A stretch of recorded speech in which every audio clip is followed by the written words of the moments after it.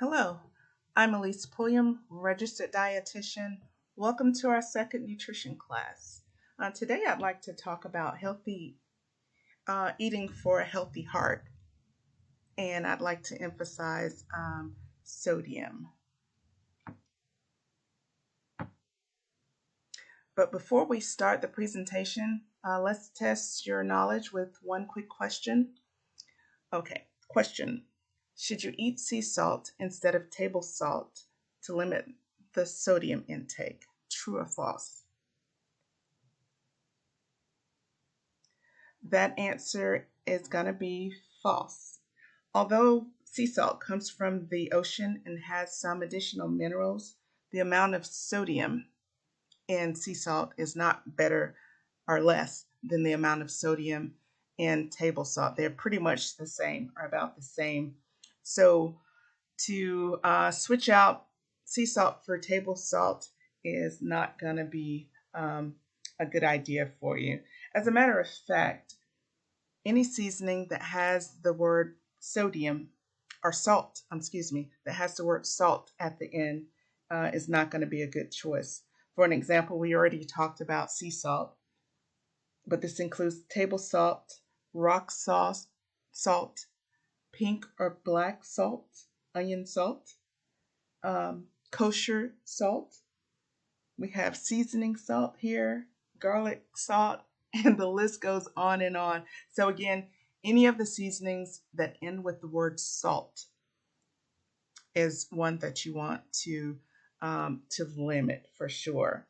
So in this presentation, I'm going to try to help you to recognize the major groups of food that are high in sodium.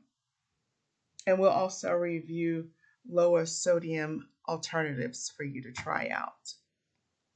So sodium is a mineral that we all need. But unfortunately, sodium is added to so many foods as a preservative or a flavor enhancer that even if we did not use any table salt at all, we probably would exceed the recommended amount of sodium per day by just choosing regular foods. The recommendation is, well, the dietary guidelines for Americans states that we should limit sodium to 2,300 milligrams per day. 2,300 milligrams is about the amount of salt in 1 teaspoon, so that's not much at all. So the only way, or the easiest way, I think that you'll be able to manage the amount of sodium that you take in would be to read labels. So we're going to really go over reading labels. And also you want to keep in mind that if you choose frozen meals or restaurant foods, that each meal should contain no more than 600 milligrams of sodium. The reason that we're talking so much about sodium is that sodium can cause high blood pressure, which then leads to hypertension. If you have high blood pressure, it's going to increase your risk of developing other diseases like heart disease, stroke, kidney disease, even brain damage and eye damage. Sodium causes your body to hold in water.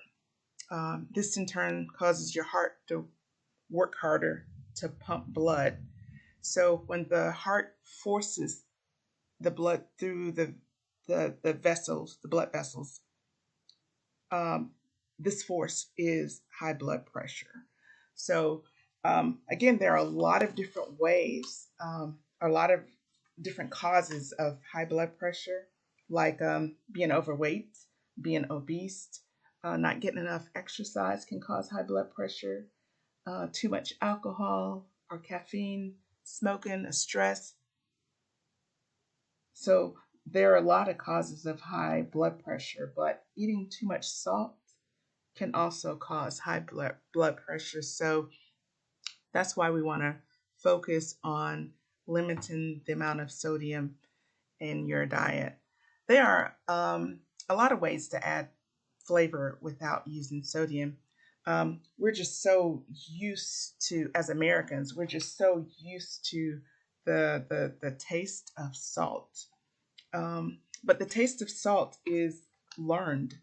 When you cut down on salt, your taste buds will gradually adjust. Most studies show that 2 to 3 weeks of stopping or reducing the amount of salt will result um, in your taste buds to change to allow for less sodium. So just kind of keep that in mind. There are a lot of other ways to add flavor without adding salt. If you ever walk down the herb and spices aisle, there's tons of stuff. And I bet there are a lot of seasonings or a lot of spices that most of us have never tried. So I'm gonna suggest that you just venture out and try some new type seasonings. Um, we mentioned earlier that garlic powder, onion. I'm sorry, we mentioned earlier that garlic salt or onion salt are both very high in salt and sodium. But if you try the powders, it's going to be a lot better. So you want to try the garlic powder or the onion powder instead of the salts. Look for salt free alternatives. I have found that a lot of seasonings work with various types of food. For an example, I really, really like dried mustard on beef. It adds a really nice flavor to beef. For if you're gonna have chicken, try adding sage to chicken. Um, Fresh mushrooms add flavor to chicken. For beef, I like lemon juice. Green peppers give fish a nice flavor. Uh, and let's see, for pork, the onion powder, garlic powder all work on pork. But one item that you may want to try that you probably haven't tried before is to add applesauce to pork to add flavor. Just keep an open mind. Maybe try things that you haven't tried before. um, with vegetables, though, lemon juice adds flavor to vegetables without using salt. You know, lemons have like kind of a salty taste, just like salt. So try a little lemon juice when you're cooking vegetables. Be careful with condiments, though. Soy sauce, teriyaki sauce, barbecue sauce, even ketchup and mustard all have a good amount of sodium. So you want to use those sparingly. So one of the big areas that are really, really high in salt would be canned food items. With canned food items, if you're going to buy them, you have to read the label. Because if you look at these two items here, we have a regular vegetable soup, and then we have a reduced sodium vegetable soup. If you look at the sodium, the regular one has 680 milligrams of sodium, whereas the low sodium canned item has only 340, half the amount. Um, so again, if you're going to use canned items, look for the reduced sodium items. Also, with canned foods, you can rinse the vegetables. You know, pour off the liquid and then rinse the vegetable with water. That will decrease the sodium some. Still going to be your highest sodium item. Um, but I'd like to really strongly recommend that with vegetables that you lean towards fresh or frozen vegetables over the canned vegetables. Frozen meals are another area, another problem area as far as sodium is concerned. Um, I have examples of like TV dinner or frozen meals here, but actually the whole section of frozen meals where you find these like TV type dinner foods, frozen pizzas, little chicken nuggets, all of the real convenient stuff that you just unpack, throw in the microwave, and it's done. Most of those items are going to be really high salt, or you just have to read the label. Like this one right here, I have an example of lean cuisine. Is spaghetti with meat sauce. And this item could work. It has, if you look at the amount of sodium, it has 570 milligrams. And remember, our goal is to stay under 600. But if you look at this item over here, and this is a banquet, um, looks like a beef uh, stroganoff type food. But if you look at the sodium, it has over 2,000 milligrams of sodium in this one meal. Now you got to eat other things throughout the day, but you've already met almost your max amount of sodium by eating this one product. So for that one reason, this is not a good product. You do not want to buy an item that has 2,000 milligrams of sodium in one serving. Also with frozen meals, I know we're talking about the sodium, but I just can't look at these labels without pointing out a couple of other little things as well. Like frozen meals are often not only high in sodium, but they're often high in fat. This lean cuisine item is okay. It has 4 grams of fat. But if you look over here at the banquet item, 64 grams of fat. That is way too much. That's over 98% of your total daily fat intake. And the last thing, if you would just look at the calories, if you look at, and this meal is 50% fat. But if you look at the calories, this banquet meal has over 1,000 calories, whereas this lean cuisine one has 320 calories. So if you're going to pick a frozen meal, you want to choose one like this lean cuisine one and stay away from the ones like this particular banquet one. The key is to read labels. So again, frozen meals should be less than 600 milligrams of sodium. Your calories should not exceed a third of your daily caloric intake. So if your goal is to consume 1,800 calories a day, then each meal should have no more than 600 calories to meet that goal. And keep in mind that frozen meals can be high in fat and cholesterol, and definitely high in preservatives.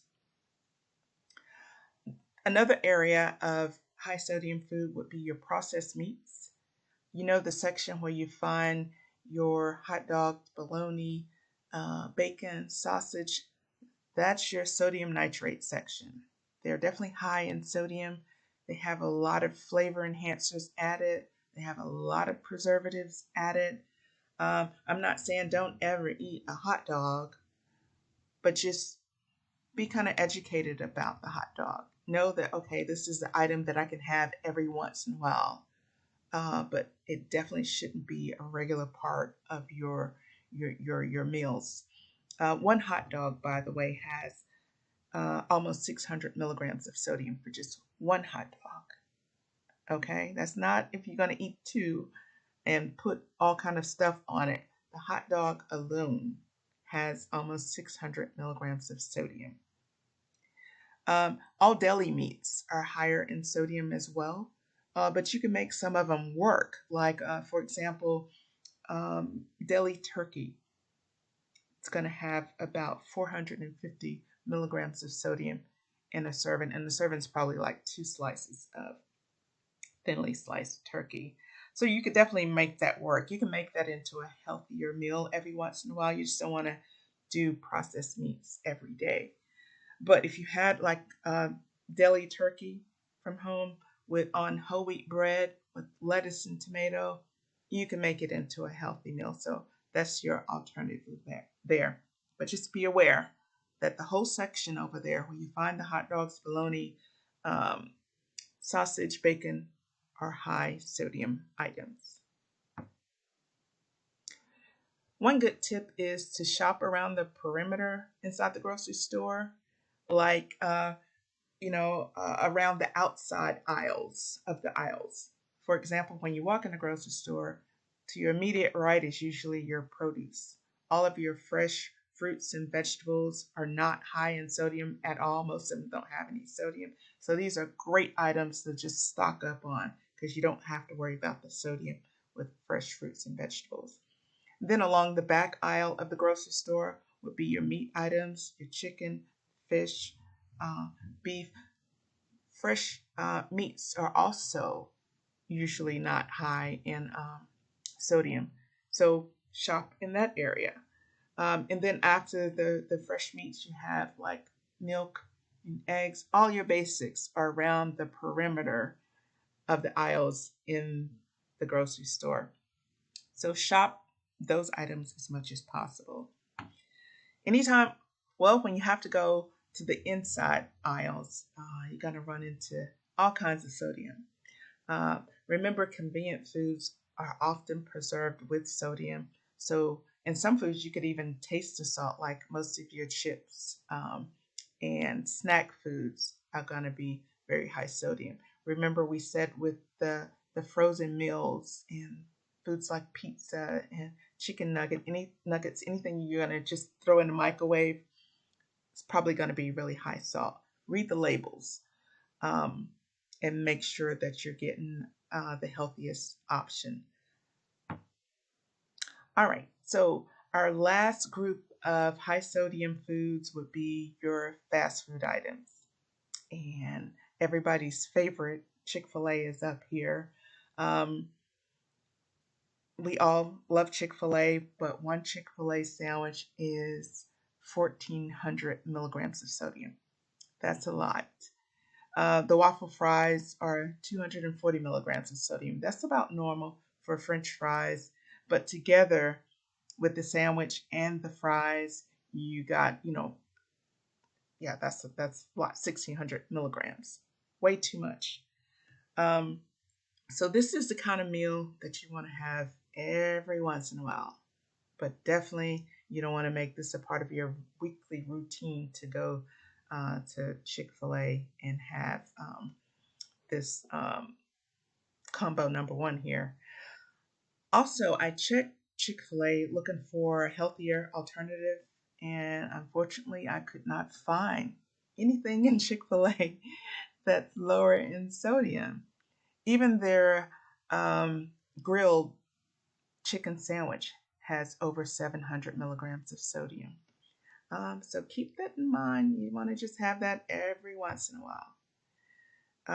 Everybody always picks on McDonald's, I know, but it's very common. So I figured I'd show this one to you.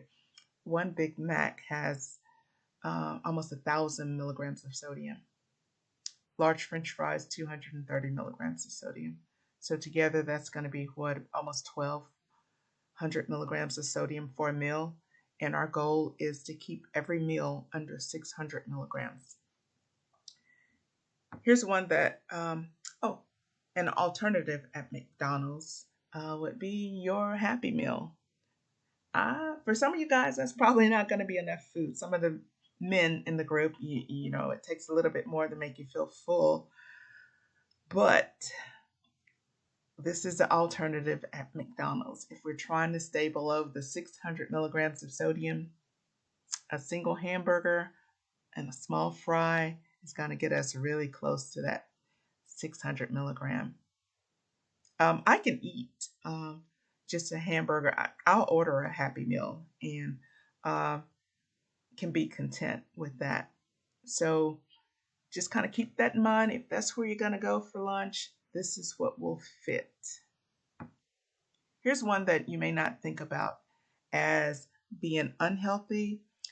Well, actually, if you look at it, this Subway is probably the healthiest choice of the foods that we've already talked about. If you're looking at like overall, like calories and fat, Subway is going to win out.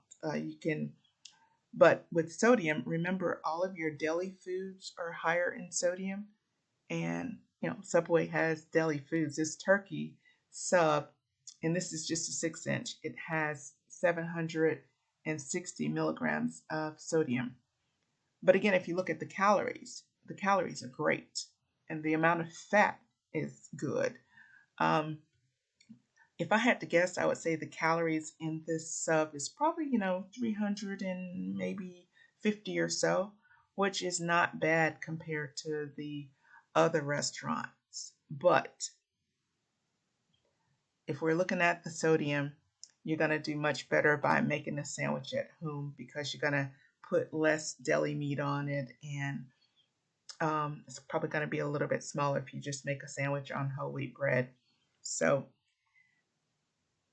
the healthier alternative at Subway, they have a Veggie Delight sub, and it only has 280 milligrams of sodium. Now, I know if you're not a vegetarian, may not be appealing to you, but it may be a good idea to try to have a meatless meal at least once a week, and this is an alternative. So to summarize what we've talked about are some of the key points. You really want to limit the sodium to 2,300 milligrams a day. You want to try to limit each meal to no more than 600 milligrams of sodium. Be adventurous and try new seasoning ideas instead of using salt. There's tons of other things out there. You want to limit some of the high offenders like canned foods, processed meats, ready to eat foods, and fast foods if you want to control sodium. And the big thing is to definitely read the labels. All right, so let's have a quick post test here. Which of the foods below are your high sodium items? Would it be broccoli, canned green beans, a raw chicken leg, a TV dinner, bacon, or shelled eggs?